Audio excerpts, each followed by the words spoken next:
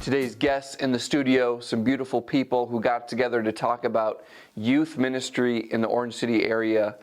I'm sure you're going to learn something. This is the first time we've ever filmed one of our gatherings, and it's the first time we had Mr. Greg Helenburg with us. And so we took the opportunity to introduce ourselves to him and talk a little bit about our current ministry. So I thought this would be a great opportunity for you folks to learn about us and what we do and help support our ministry to our students. And I'm just really grateful for them being a part of this collaborative ministry work. And I want to thank you for being a part of it as well. There's some audio issues. I tried my best to clean it up. So this was filmed around Halloween week. And so if it's dated, that's why. Anyways, let's get into it. All right, very good. Well, here we are. We do youth pastor gatherings every once in a while. We used to do it maybe like once a month or every other month. Some years we do it like once a semester or something like that. We have met already this semester, so I'm proud of you guys that we're working together, collaborating quite a bit. Greg Helenburg is the new person in town at New Hope. Hello, Greg. Hi. And so I thought maybe we'd all introduce ourselves to him for the first time. Talk a little bit about you, what's going on in your life, in your youth ministry. So who would like to go first? Nose goes. It's got to be nose goes. We're going with Ben. You're the first one to talk, Ben. And you're, other than me, you're probably the most senior leader here.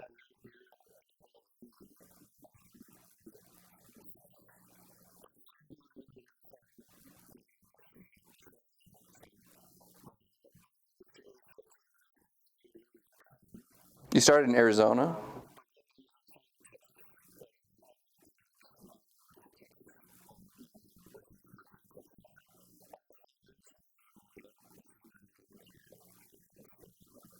You're of the J. Van Gelder learning tree.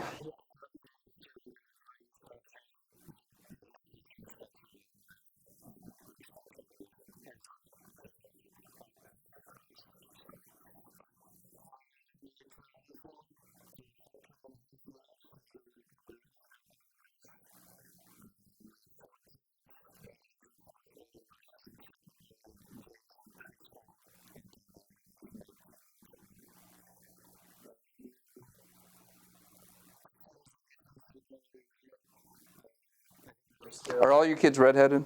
No. I'm just doing the genetics on that, just trying to figure it out.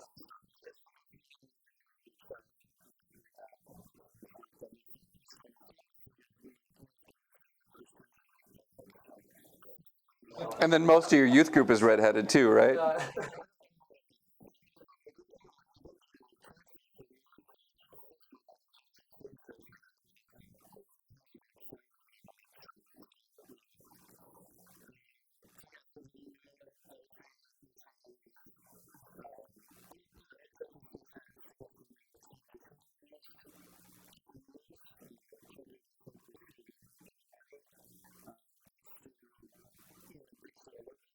Somebody had a great COVID though. Like the person that was making masks or something. Like COVID was hard on all of us, so that's a pretty blanket statement. But Except for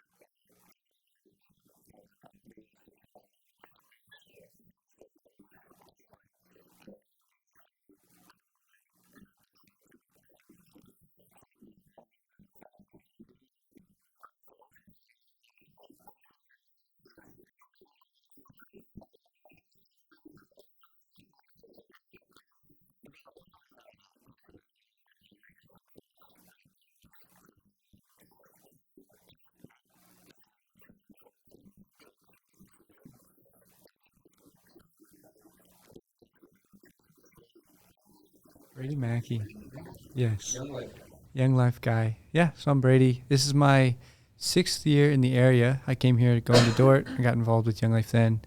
This is my 2nd year being full-time staff with Young Life. So, yeah, as far as like where would be my alternate job be? I'm like, I just started. Like, I kind of, yeah, I can't be Living the thinking. dream. Yeah, I can't be thinking Plan B yet. But Burn the boats, I'm sure. But I really enjoyed it. It's my 2nd year here in Orange City. I was in Sioux Center for 4 years, helping kind of get it going there, and then they hired me on to help get it going here in Orange City. And it's been, I think similar to everyone, these last couple of years has been very up and down. We had some kind of staff changes at the end of COVID, and I kind of had to take on both areas, Sioux Center and Orange City, my first year, which I don't know, like we were having a conversation about how youth pastors are the guinea pigs. Like, I was very much the guinea pig. So it's nice to have a 2nd year and to kind of have some sort of foundation and to get things moving forward. One of the blessings that we've been able to do is be in the high school several times a week and just start to really develop relationships with students that primarily don't go to youth group. That's kind of where we fill in that gap. Those are the students that we go after. So just being able to partner with the different teachers and different kind of people in the community who also kind of are working towards that niche has been a blessing. Being able to partner with Mark Valinga at Atlas and Jaime Miranda at the high school and some of the new counselors they have. So what would it look like for me if I'm a student at the school, I meet you in the lunchroom, and you want to get me involved in Young Life? I don't. Those keep it confidential. yeah. This is the off. This is where we're learning the secrets of youth ministry. So we're just gonna keep this in the room. Yeah, it's top secret. No, I don't normally talk about Young Life when I go into the high school. At least not initially. My primary purpose is to build relationships. I usually sit down at a lunch table. Typically, I look for the students sitting by themselves or in groups of 2 or 3, and just kind of either on their phones or avoiding people. Like I was there. I'm not too far removed from that situation, although it never gets easier. High school lunchrooms are always scary. You can be 23, you can be 30, you can be however old you are, and it's just How old are you? 'Cause it makes sense you work for Young Life. I'm 23. Yeah, but Trevor, he's the full-time staff guy at Sioux Center, and he worked with Ben last year. Convinced everyone at the high school I'm 32. So they're like, "You're old." I'm like, "I'm same age as Trevor." Yeah, but. So yeah, 23, and so I'll usually sit down at that table, and usually my go-to icebreaker is how was the meal today, because everyone always has an opinion. It's either really good or really bad. There's no in between. Mid.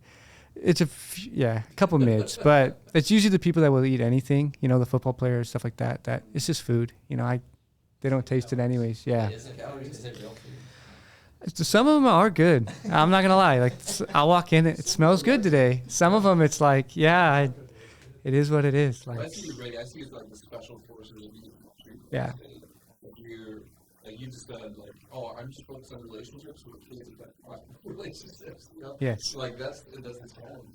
It is a challenge, and usually, so I've been doing it all year this year. So I've probably been in the high school 20, 30, 40 times. And at this point, they know I'm coming.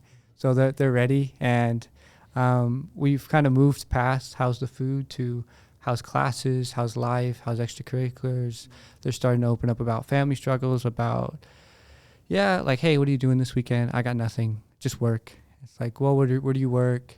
Are you liking work? Do you have a community there? And I'd say 9 times out of 10, the students that I'm working with don't. They are like, I watch Netflix. I'm on YouTube. I scroll through TikTok. Like that's kind of their beginning, middle, end. And so to really have an opportunity to begin to invite them into things, we have our first kind of event. We call them Young Life Clubs, our parties with a purpose. It's an opportunity for us to kind of celebrate the contact work that we're doing and the relationships that we're making with the students that wouldn't go to youth group. It's intimidating. They don't feel like they belong. They have some they have some walls there, and that's okay. We invite them into our club space, and it's an opportunity for us to share the gospel with them. I'm giving the talk on November 7th about John 1, where What do you want? Is Jesus' questions to the disciples and his invitation to come and see. And that's what we're about. It's an invitation to come and see what Jesus is like, embodied in the flesh, either through a young life leader who is walking alongside of them, or just in the way in which we interact with students at the high school. We want them to see us and know that there are people who love and care for them, and the reason why we do it is because of Jesus. So we have a couple events coming up, starting to begin to plan for summer camps and stuff like that well in advance. But so we have some momentum. It's been exciting. It's been exciting to see both Sioux Center and Orange City kind of get the ball rolling.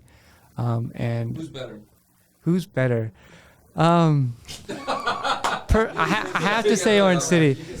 Honestly, if you asked me this a year ago, my heart's, blue and orange. But I have grown to love Orange City and MOC specifically. I'm a big fan of MOC football. I've been to every game. So who were you rooting for on Friday? I was rooting for MOC.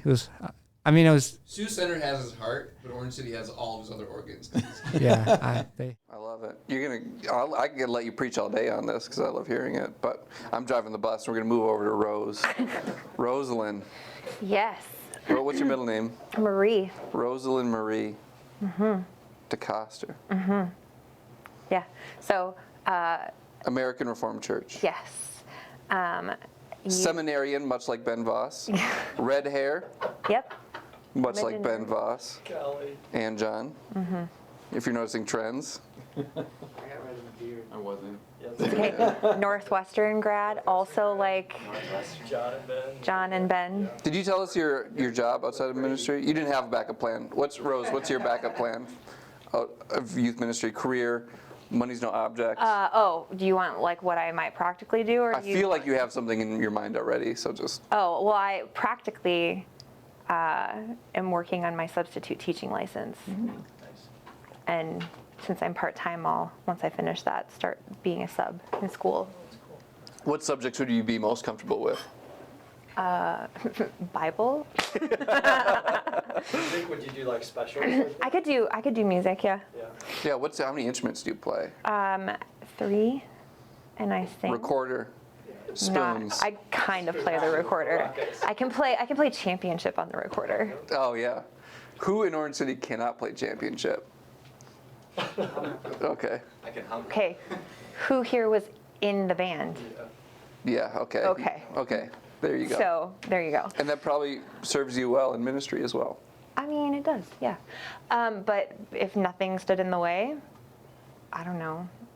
I'd probably. I go back and forth. My response to that question is usually be a spy. Just because I think it would be fun. There's a non-zero chance you are a spy. I mean. And you decided to throw us off. It's like the running family joke, for my family at least, is that my dad has always been in the CIA. It's like the running family joke. I had a teacher in high school who was counter-espionage before becoming an English teacher. That's So cool. You could not cheat on her test. She would know. It was awesome. No, I'm sweating practically, I'd just thinking probably about it. Oh, I don't know, I'd probably stuff be I've done wrong in my life. like an English teacher or a history teacher. I don't know. I've been really getting into history lately. So Tell us about ministry. You've done a few different things at yeah. American. So I've been at American like 4 months longer than I've been married. So like 9.5 years. And I've been the youth director. I've been youth in Sunday school. I've done. You've mopped the floor. I've mopped yes, of course. No, but my current post-COVID role is to do worship and high school youth. And so then Lizzie, my counterpart, does middle school and kids, but she had other things, so she could not be here today. Yeah, I don't know. It's going well. I love the kids. They're fun. They're quirky. It's great. I love it. The youth ministry is the most fun you can have in church, right? Sure. Mostly. Kids ministry has a lot of fun. Trips, like our kids ministry, hard to go somewhere. Yeah. Yeah. Yeah. Me too. That'd be hard. I get this beautiful blend of both areas of ministry kind of by leading our liturgical dance team. It's a student-led, student-formed that I've just kind of become the producer for. So it's both worship and youth, kind of both at the same time, and that is a lot of fun. Do you have a dance history background? The dream of. The dream. So, I mean, yeah. I've got, I would say, natural tendencies towards, but it wasn't a resource that was available. What was the other question we're supposed to answer? That's good enough. I remember What's going well? until what's going well? Testimony time. I don't know. I was going to be a music major, and then I heard a youth pastor talk at a retreat right before college, and I changed my major. I didn't go into youth ministry right away. I did other things first, but then we moved up here, and here I am. I don't know. You're like a laundry basket of talent. You've got lots of different. I mean, I did before and after school care. Like a clean laundry basket. That's good. Like it hasn't been folded yet. No, it hasn't been Yeah, folded. I mean- it just hasn't been put in the drawer. It's out there. You see it. Smells great. It smells great. I did. This is an audio podcast, video podcast. before. But if you could smell it, Right. fresh linen. The nose thing is coming. We'll eventually be able to put in like nose effects too, right? Mm-hmm. Yep. That's like, Good people smells. there you That's go. the future. It's the future. John Helenburg. Um, Well, we're moving on. Or did you answer? did I? No, did I answer everything? I don't even Yeah, remember. almost everything. I think Okay. you got most everything. I don't know. Kids are But I'm a fun. fellow passenger. I don't know. We're. I'm driving the bus. I mean, we're walking through just community connection and learning some faith walking skills, and Yeah. that's a lot of fun. Just to kind of talk through how do we show up in the world. And When you figure it out, let me know. well, it's an interesting thing to ask a bunch of high school students that question. How do you show up in the world? And why do you show up this way? And how does that impact who God has called you to be? I mean, those are the questions that we're asking. It's a good identity question. Yeah. Speaking of identity, John Helenburg, who are you? Well, Greg Helenburg. Greg Helenburg. Greg, That's who I am. We'll have to rewind because I'm sure I said your name correctly. We'll dub over it. Greg. So I am the new guy at New Hope. Been here, this is 2 weeks officially today. Didn't realize it was going to be recorded when I walked into the store. So I grew up in Lexington, Kentucky. Met my wife at Bethel University in the Twin Cities. Been doing youth ministry in various roles from volunteer to part-time to full-time. 20-ish years, close to, if not over. Some of that's Young Life, so I'm familiar with Young Life as well. And we moved so we graduated from Bethel, lived in the Twin Cities for a while, did youth ministry full-time out there, had students come to me with a lot of mental health issues, so I went back for a marriage and family therapy master's degree, got that. Wanted to use it in ministry. I didn't want to pursue licensure because I thought it was more of a discipleship opportunity. And just I noticed that people don't go to therapists until it's like the end, but they come to their youth pastors. They come to people that they trust first, and I just wasn't equipped for it, and I wanted to be better equipped. So once I graduated, I did in-home therapy for a small season while I was looking for a ministry job. We ended up going out to Chico, California for 5 years. At the Evangelical Free Church of Chico. It's a super long name. I don't know why we didn't shorten it. But they apparently do the EV free, where here it's just like EFC. I don't get it. So still at an EV free EFC church out here now in Orange City. We moved again 3 weeks ago. So student ministries out there, 6th through 12th grade. There was a lot of cool things that was happening. It was a great time, like the way God worked to call us out here. It was just really smooth coming here, but also ending well out there. We had a great leadership team. There was a guy that was I was wanting to take under my wing to pass a baton to, and he ended up becoming the interim person, which was the big goal anyway. There's a great student leadership team as well as adult leaders as well. So we were able to end really well there and then come out here and start really well. So I'm really excited just to get to know my team, get to know you all, because I think we work better together. We're all trying to reach students to know Jesus. So thanks for the invite. I appreciate it. Ben's on the ball. Tell us, what's something you learned during this move? You had to box everything up, put it in a truck, put it in the van, put it in the...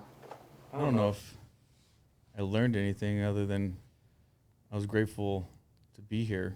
And I'm not looking forward to moving again. I mean, it's going to happen because we're renting at the moment, but we're not unpacking everything this time around. We're just like, what do we need? We're going to pull that out of the box and leave that box there. You're learning what you actually need and what's on the back shelf. There's no decorations. No, we're not. Nothing's going on the walls, especially if we're just hoping to find a new place. So we've got our rental for about a year and a half. So we got some time if we need it. Any follow-up questions? I have a daughter. So she is a year and 2 months. September 3rd is her birthday. And so we actually adopted, and we got the phone call soon after she was born that the birth parents chose us in their adoption plan. And we're like, what? Okay, life is suddenly different. We had nothing. I think we had a blanket that someone sewed for us that we were praying for a child. So that was a big learning curve. But it's nice to be out here. So my wife grew up in Orange City. We have family here. So our daughter's getting to know her cousins real quick, and that's a lot of fun to be around family with that. Real good. Oh, yeah. I don't have one. This is it. I'm all in on this. Because I had the same thing. My parents told me, hey, you need to double major in this. You need to don't just do youth ministry. And honestly, it wasn't until I dropped the second major that things started to fall into place. I'm like, okay, I'm all in. This is where I'm supposed to be. I mean, you have that like therapy counseling background too. Like if you didn't use that in a church, you would probably be. Yeah, I don't know. I love ministry. There's just a lot of paperwork, red tape for the counseling side of things. And youth ministry is like the Wild West. There's very few forms. No, you get a waiver. You get a waiver, and then we play dodgeball immediately. Yeah. No, I think if anything, it would still be ministry focused, but I like training people and equipping people. So it would be more like, how can I train and equip youth pastors to be good youth pastors, or maybe like a youth ministry professor or something like that. Feel like you could teach me a thing or two, for sure. But I've been here in 2009. I went to Northwestern St. Paul, so we kind of have a familiar area. I grew up in Anoka, Minnesota, the Halloween capital of the world. We're filming this Halloween week, so very exciting time for family, cousins, whatnot. Trunk or treat, that's a big thing going on here in Orange City. Looking forward to that too. My backup plan, I think, would be truck driver. Like I don't know like how that works, but I feel like I could do some long haul, just seeing the country kind of stuff. About pro wrestling. Pro wrestler? That's like your passion. I'm obviously not committed to the physique of a pro wrestler. Get a lot bigger. I could do like the guy that stands on ringside with a megaphone, and be a part of it that way. Yeah. So that's my backup plan, youth ministry. But no, I've been here since 2009. I studied youth ministry in college, and it's just been amazing seeing the changes. I'm not from Orange City; we don't have family here, but seeing the changes in Orange City since I came here.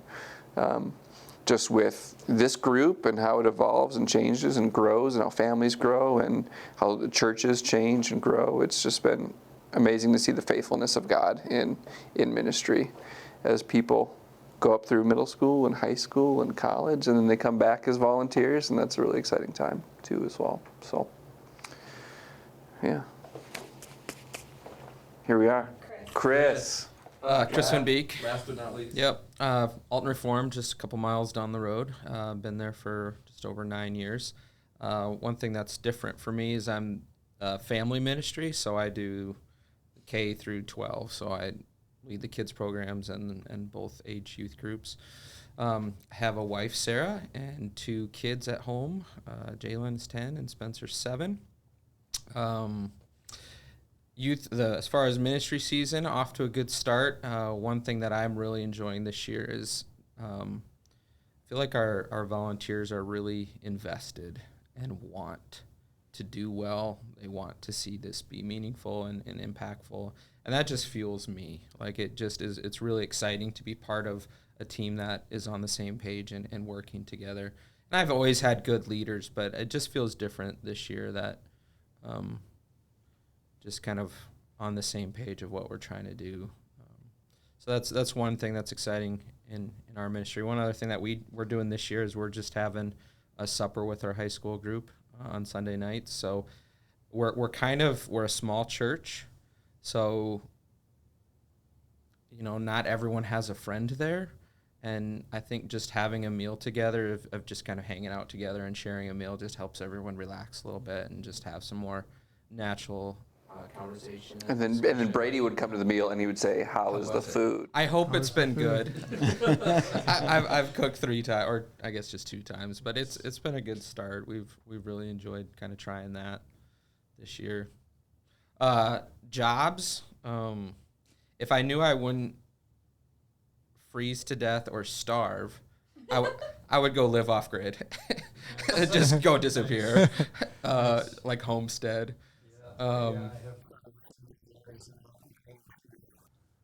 So that's one of the That's my backup job is disappearing. peace out. So spy. I don't know. Connections. I don't know that I want to deal with the winter. Your chance of freezing to death dramatically goes down. You have to go south. I'm a weenie. Practical, I think I'd look more into some counseling, just developing that, or occupational therapy with younger kids, just kind of helping with that. Because I do like working with kids in a practical way too. Ben, how old is your second? Okay. That was a specific question. Well, no, okay. Sorry, I've been like memory lane a little bit, like thinking about the time, and I just remember we had a meeting when First Impact existed. There was a meeting, and I can't remember which one of you went first, but one of you said, "Hey, we're expecting our first," and then the other one of you said, "So are we," and we hadn't really been telling people, and I was like, "So are we." And it was just this weird, like, all of us were going to have kids around the same time, but you had probably, I think, just had.